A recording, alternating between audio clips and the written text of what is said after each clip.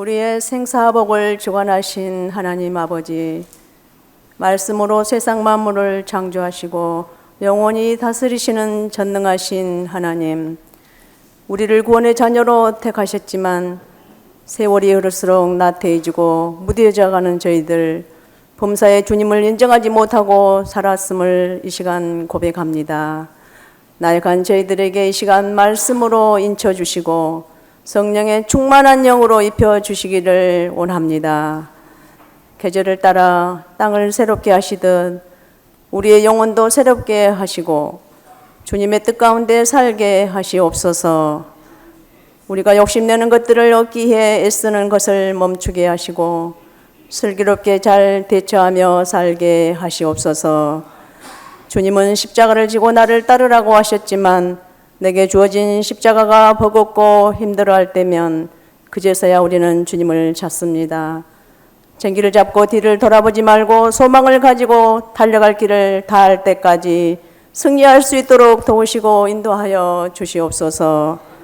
주는 자가 복이 있다고 말씀하시는 주님, 주시는 물질도 건강도 그저 우리 힘으로 얻은 줄 알고 살 때가 많았습니다.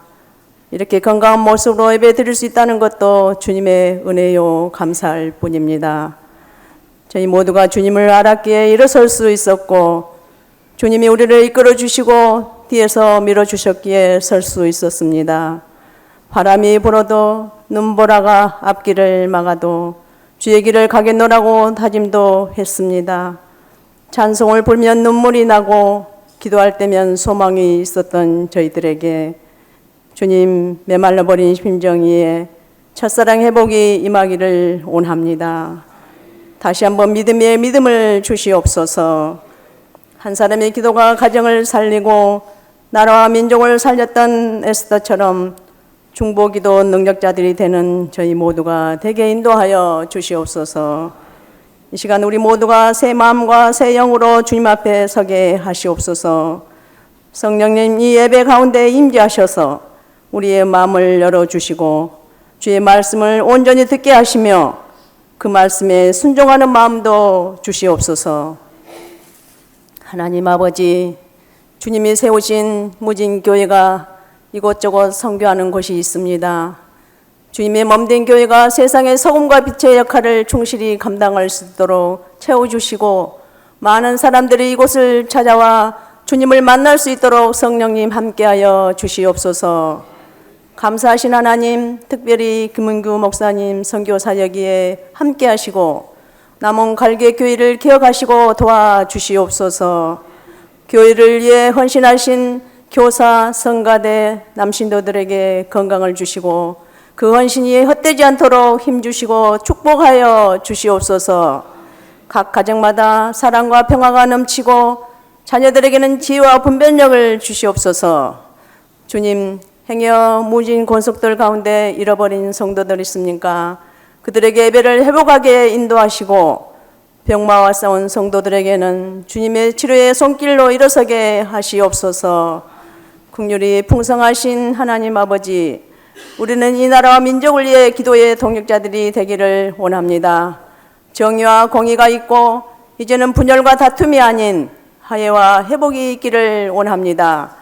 주께서 세우신 지도자를 세우셨으니 지혜와 명철을 주시고 든든히 세움받는 이 나라가 되기를 간절히 바라고 원합니다. 이 시간 말씀을 전하실 장광실 목사님께 권능과 충만한 영을 입히시고 무쇠와 같은 힘을 입혀 주시옵소서. 이곳에 성령님이 오셔서 우리 모두에게 은혜의 햇살을 비추시고 우리의 기도를 들으시고 응답하여 주시옵소서. 감사와 영광을 받으시고 영원히 함께하실 살아계신 예수 그리스도 이름으로 간절히 기도드립니다.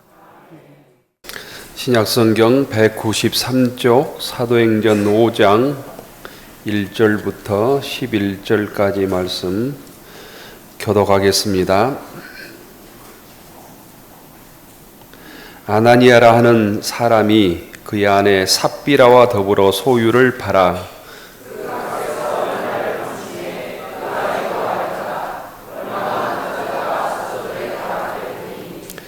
베드로가 이르되 아나니아야 어찌하여 사탄이 내 마음에 가득하여 내가 성령을 속이고 땅값 얼마를 감추었느냐.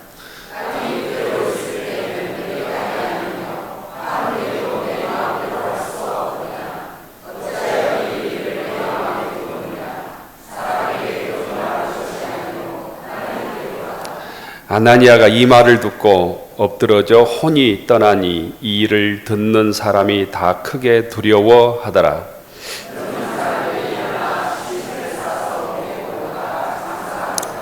3시간쯤 지나 그의 아내가 그 일어난 일을 알지 못하고 들어오니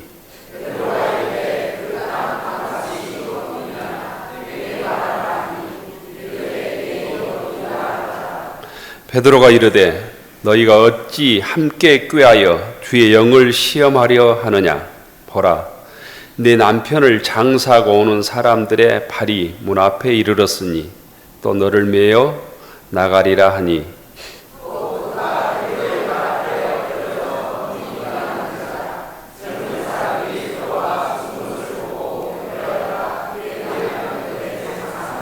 같이 읽읍시다. 온 교회와 이 일을 듣는 사람들이 다 크게 두려워하니라. 아멘.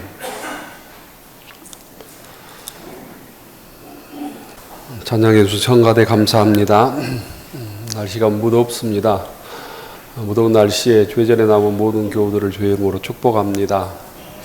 그 사람 인사하십시다. 반갑습니다. 잘 나오셨습니다. 주님의 평화가 여러분에게, 주님의 평화가 성가대원들에게, 여호와를 앙망하는 자는 새 힘을 얻으리라. 여호와를 앙망하는 자는 새 힘을 얻으리라.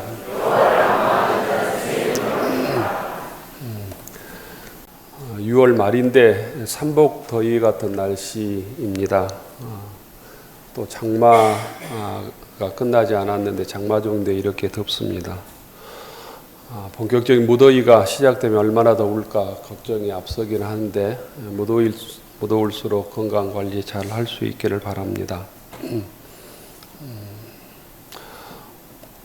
우리가 먹고 마시는 그 주식들이 있잖아요.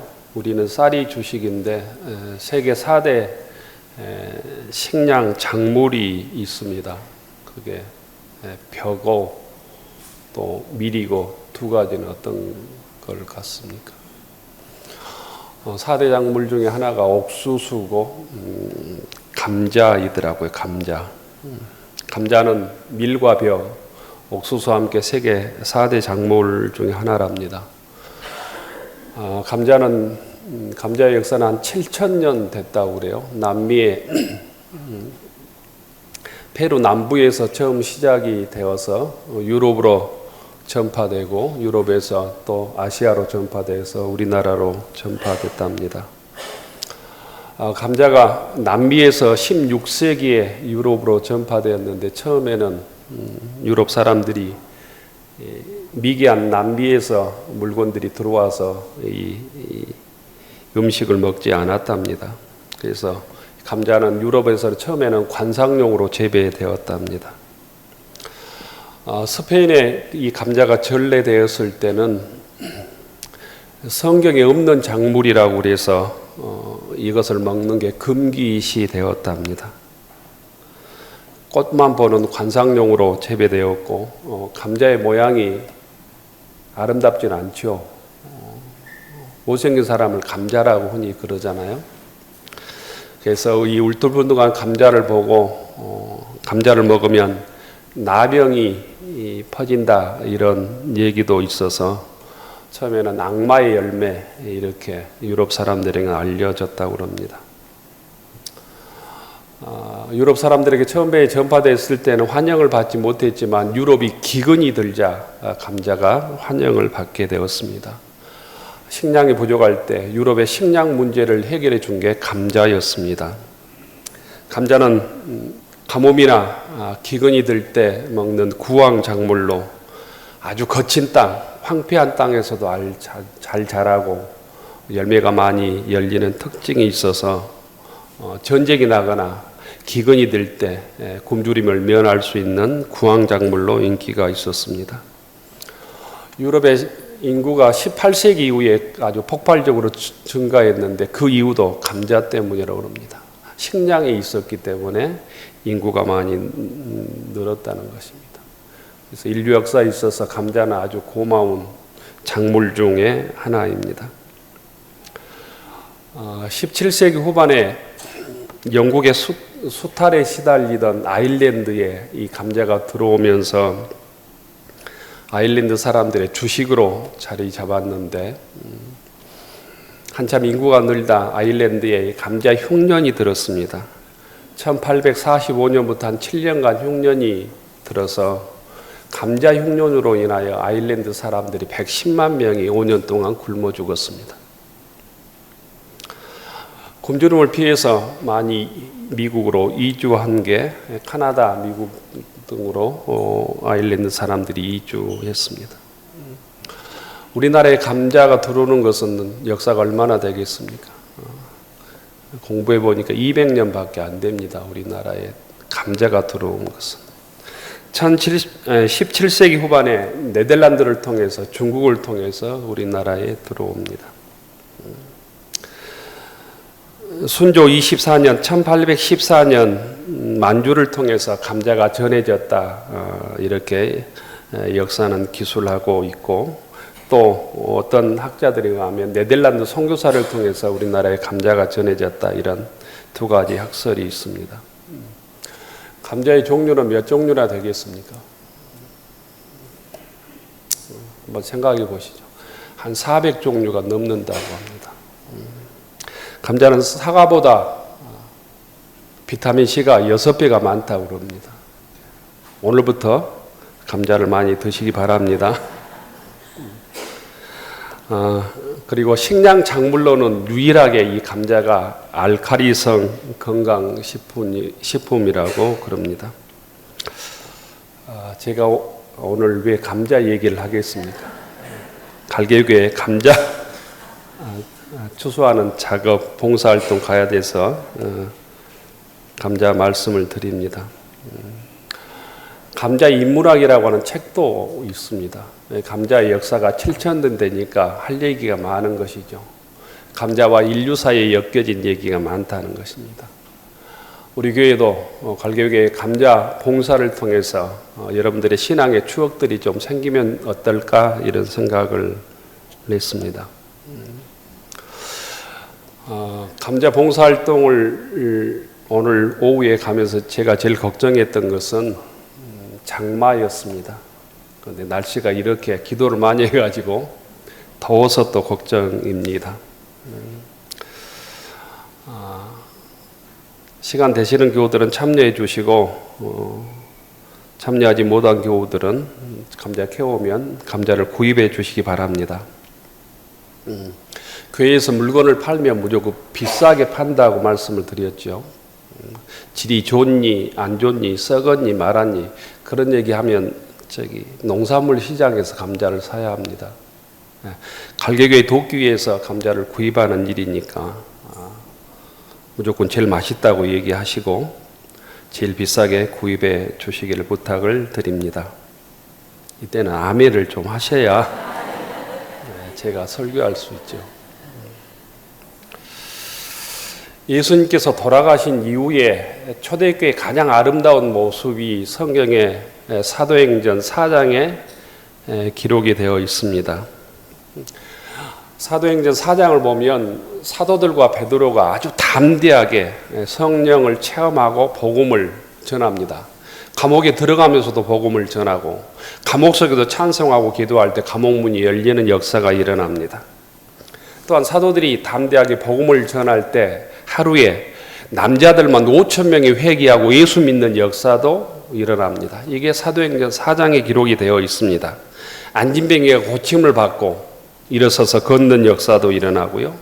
성도들이 성령 충만하니까 한 마음 한 뜻으로 서로 물건을 나눕니다. 자기 물건이라고 말하지 않습니다. 자기 돈이라고 말하지 않고 서로 필요에 따라서 물건을 나눕니다. 이 얘기도 사도행전 4장에 기록되어 있습니다.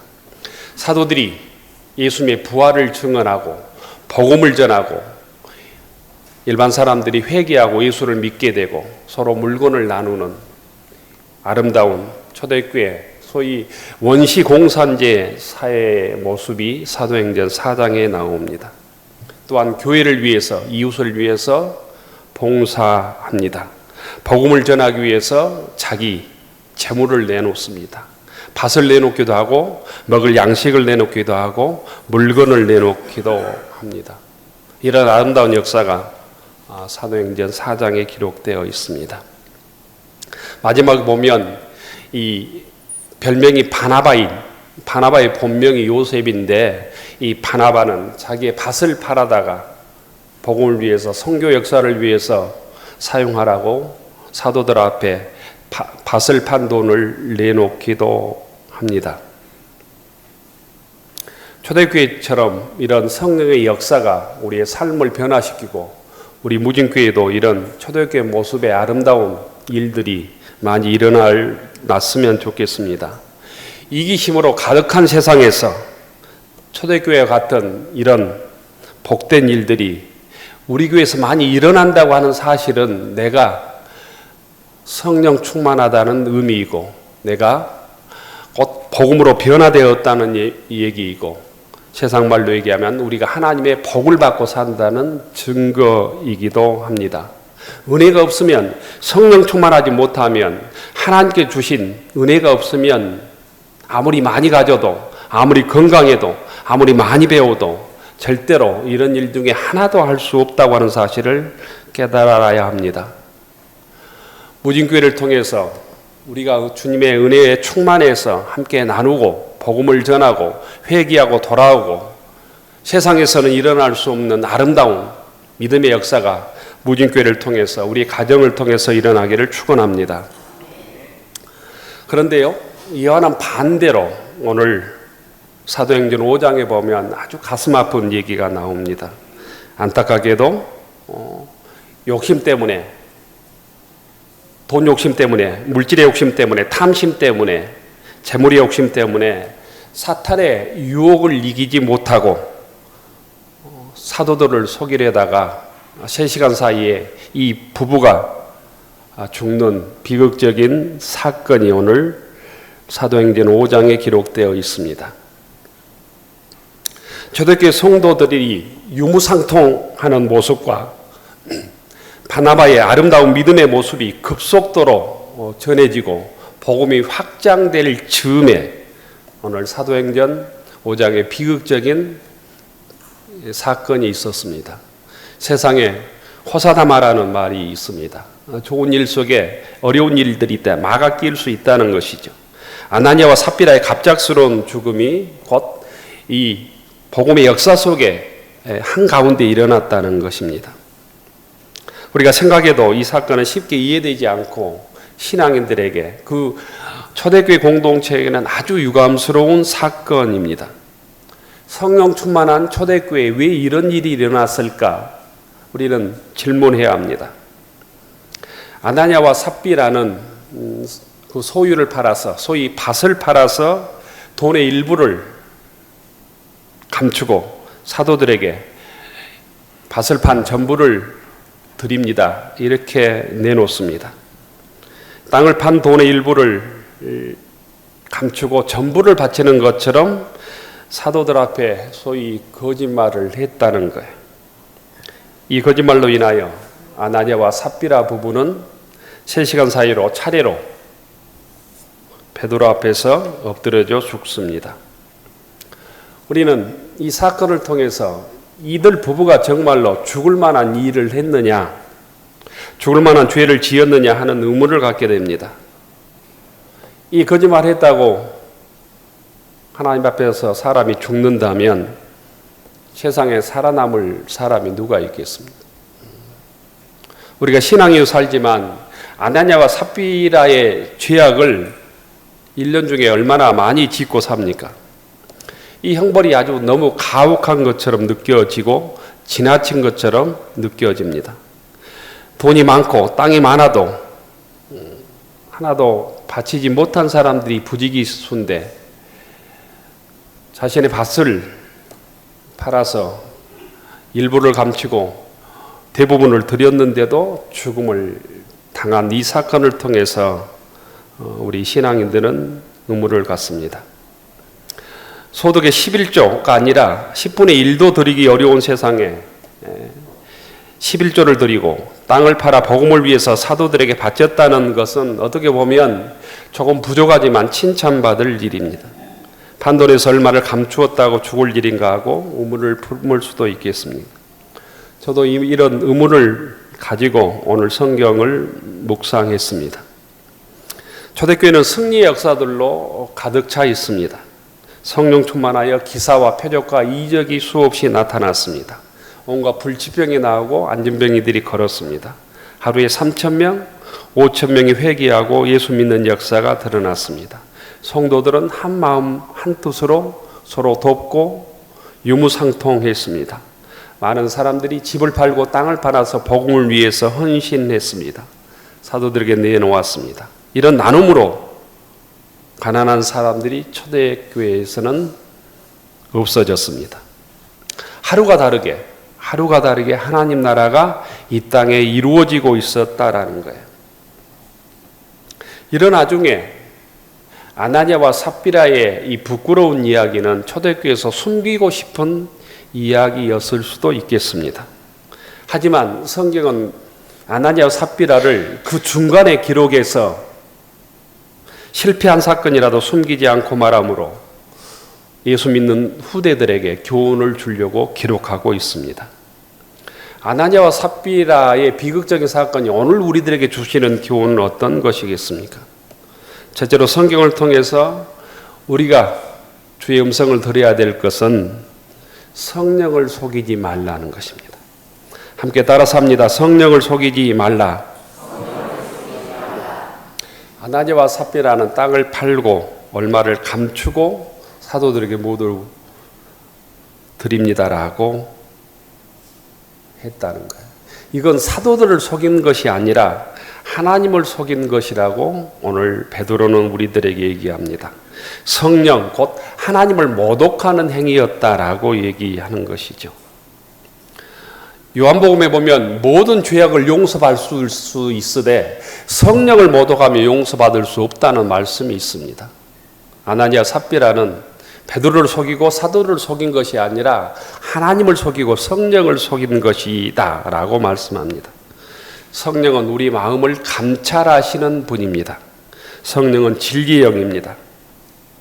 3절에 보면 내가 성령을 속였다. 4절에 보면 사람에게 거짓말을 한 것이 아니라 하나님께 거짓말을 한 것이다.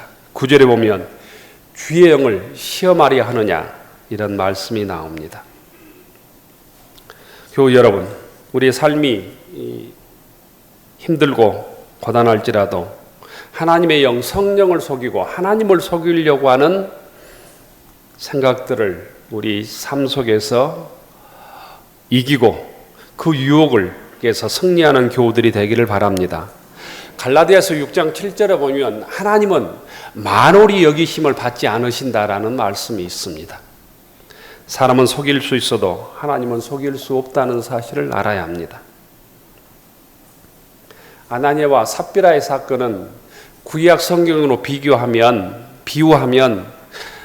여호수아 7장에 나오는 아간의 사건과 아주 유사합니다.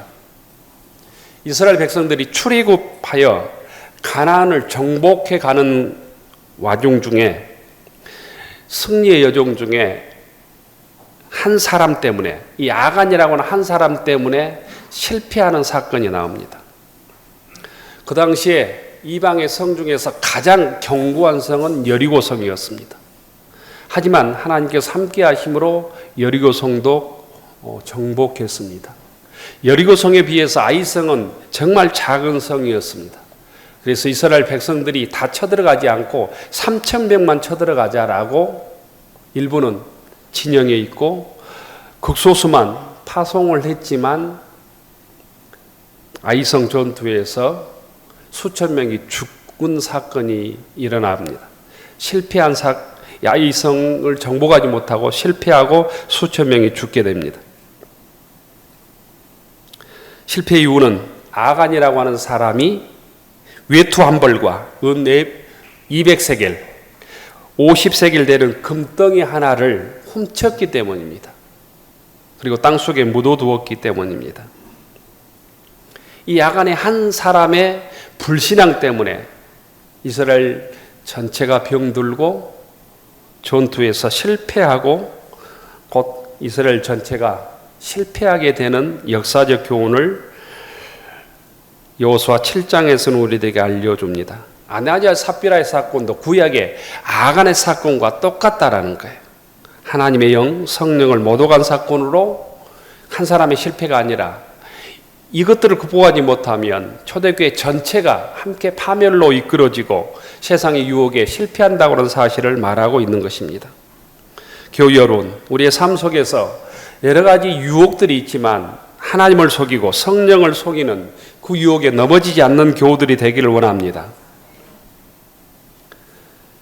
하나님께서는 오늘도 우리를 보고 계시고 감찰하시고 만홀히 여기심을 받지 않기 때문입니다.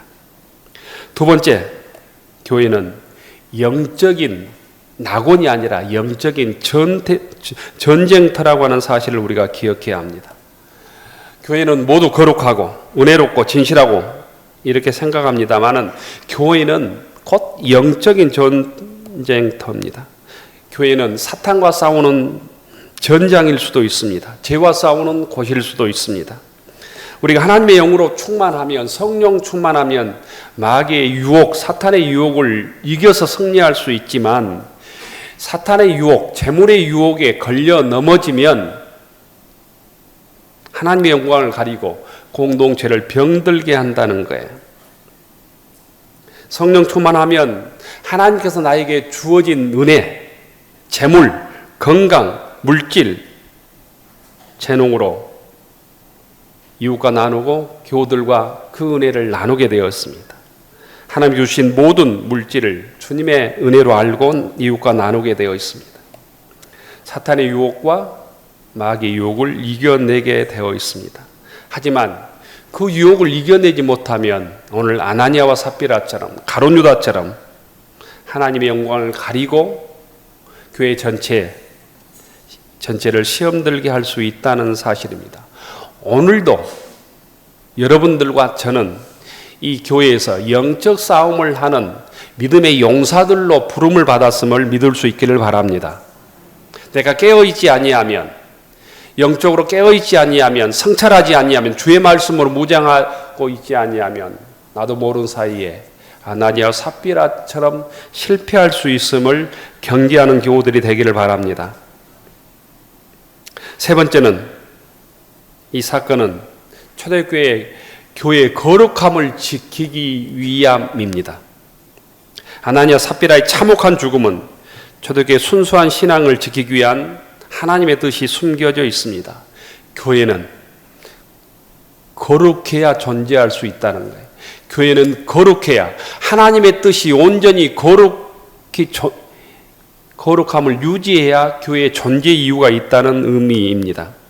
교회는 위선과 기만을 용납해서는 안 된다는 거예요.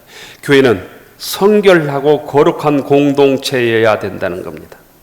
다시 말해서 아나니아와 삽비라의 사건은 예루살렘 교회에 아주 중요한 교훈을 줍니다. 어떤 일이 있어도 교회의 성결과 거룩성을 지켜가야 한다는 것입니다. 왜냐하면 교회는 주님의 몸이기 때문입니다. 그래서 거룩해야 합니다. 무님교회 교우 여러분, 거룩한 무님교회 공동체를 이루기 위해서, 무님교회의 거룩성을 지키기 위해서 우리 모두가 몇 가지 유혹과 싸워야 합니다. 첫째는 세상의 탐욕과 싸워야 합니다. 세상의 탐욕에 믿음을 빼앗기지 않아야 합니다. 위선을 극복해야 합니다. 아나니아와 삽비라는 주님의 일을 통해서 자신을 드러내는 수단으로 삼았습니다. 교회의 봉사하는 목적과 중심이 자신에게 맞춰져 있으면 안 된다는 거예요. 위선처럼 큰 죄는 없습니다. 우리가 봉사하고 헌신하는 모든 일들이 주님의 은혜에 감격해서 하는 일이어야지 자신을 드러내고 자신을 높이고 자신이 인정받기 위함이 되어서는 안 된다는 것입니다. 우리가 하나님 앞에서 살고 하나님 앞에서 행동해야 된다는 것입니다. 또한 신앙인은 진실해야 한다는 거예요. 아나니아 삽비라는 이 정직과 진실에서 실패한 것입니다. 곧 자신을 속인 것이죠. 또한 아나니아 삽비라는 교회의 영적 권위에 도전했습니다. 교회의 영적 권위를 무시했습니다. 그래서 같이 읽읍시다. 온 교회와 이 일을 듣는 사람들이 다 크게 두려워하니라. 아멘. 찬양해 주셔서 청가대 감사합니다. 날씨가 무덥습니다. 무더운 날씨에 죄전에 남은 모든 교우들을 주의 이름으로 축복합니다. 그 사람 인사하십시다. 반갑습니다. 잘 나오셨습니다. 주님의 평화가 여러분에게, 주님의 평화가 성가대원들에게, 여호와를 앙망하는 자는 새 힘을 얻으리라. 여호와를 앙망하는 자는 새 힘을 얻으리라.